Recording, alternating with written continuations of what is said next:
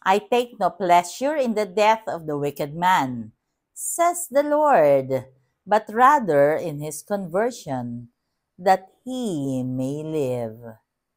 Let us go rejoicing in the house of the Lord.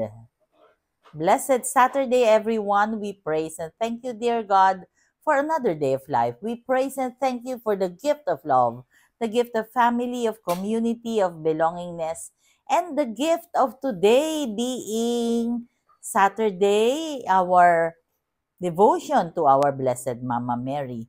In today's gospel reading, we are being reminded of how God loves us, God's love and mercy, ang kanyang awa, pagmamahal, at ang pagbibigay niya ng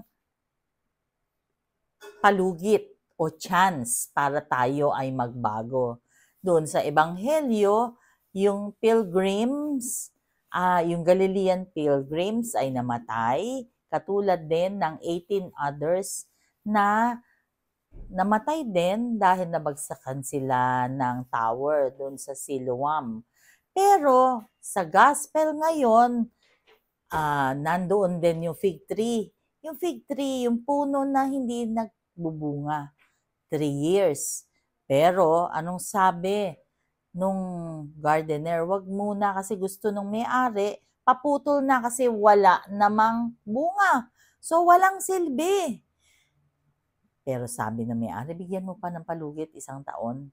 Kapag wala talaga, i-cultivate natin yung soil, tingnan natin, baka naman may pag-asa pa. Yan ang mensahe sa atin ng Panginoon, di ba? Katulad ng mga nasalanta ng Bagyong Christine. Hindi naman sila yung may kasalanan lang. Lahat tayo actually may kasalanan. Meron tayong contribution kung bakit ganito ang nangyayari sa ating Mother Earth. Kung bakit ganito ang nangyayari sa kalikasan. Bakit ba? Kinat na ang mga puno. Bakit? Nagpatayo na ng mga establishment kung ano-ano nang ginawa. Diba? Wala nang mga sumisip-sip na ugat. Back to basics tayo, yung mga ugat na sumisip-sip ng tubig para hindi bahain. Yung mga basura na sumisiksik doon sa drainage, kaya binabaha. Kanino ba galing yun? Di ba? Tayo. Tayo ang bumibili ng plastic. Tayo ang gumagamit ng styrofoam. Tayo ang sumisira sa kalikasan. Tayong tao. Kaya kung ano yung tinapon mo, balik sa'yo in terms of baha, disaster. Sino ba? Sino ba? Bakit ba tayo nagkakaganito? And ang panawagan sa atin ng Panginoong Diyos is, yes, ganyan man ang ginawa ninyo sa Mother Earth, pwede pa kayong magbago. Kasi kung hindi tayo magbabago, paano na yung Mother Earth natin? Ibig sabihin ba, maiiwan natin yung hindi magandang kondisyon ng Mother Earth natin sa next generation? Ganito ba ang gusto nating iwanan sa ating mga anak at mga apo?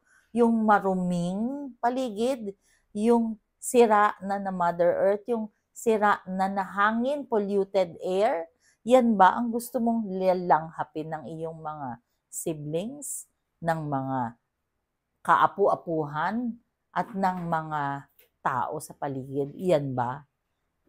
Ang panawagan sa atin at paalala sa atin is hindi pa huli ang lahat.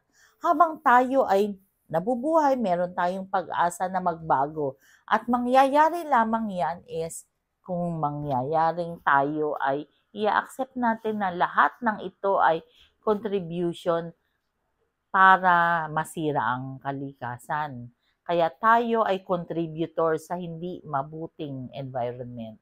At kapag na-realize natin na yan tayo at yan ay kasalanan din, then magsisisi tayo sa ating kasalanan. Yan yung nakakalungkot man. Yung basura natin, 'di ba? Dapat inihiwalay natin yung plastic, yung hindi nabubulok sa nabubulok. 'Di ba? Yung nabubulok dapat i-compost na lang natin para maging fertilizer, para makapagtanim tayo, makapagpatubo tayo ng mga gulay. Hindi na tayo kailangang bumili. Yung mga plastic containers o yung mga containers natin, dapat i-recycle na lang natin. Yung mga bagay na hindi natin ginagamit, ipamigay natin para magamit ng iba. Alam nyo, sa totoo lang, hindi naman dapat tayo merong mga mahihirap na mga kababayan.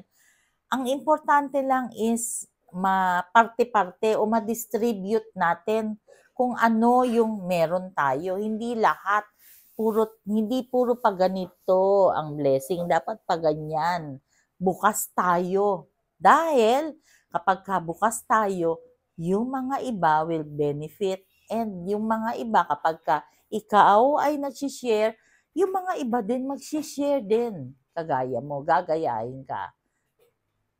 So, yun ang panawagan sa atin, sa ating buhay ngayon. Sa araw na ito, sa ating ebanghelyo. Naalala ko dati, yung aking mga anak, nagsishare sila, even yung milk, di ba? Nag-lactate si Madel at si Lorraine. Sinishare nila yung milk nila. Bakit? Kasi nakita nila na sharing is caring. At sino ang magpapamulat nun? Tayo. Tayong mga matured na, tayo yung mga una ng pinanganak, tayong mga may mga edad na, tayo yung gagayahin nila. Kaya wag na wag tayo mag-atubiling magturo sa next generation kung paano, how it is to care for others and to share our blessings. Kapatid, sa atin nakasalalay ang kinabukasan ng ating Mother Earth. So let us start now. Let us pray. Lord God, we are sorry for our sins, either of commission or omission. We pray for healing of those who are sick, those who are requesting for prayers, and those who are praying with us right here, right now. Please be with us always and in all ways, and allow your presence in our lives to manifest. Panginoon, please allow us to change.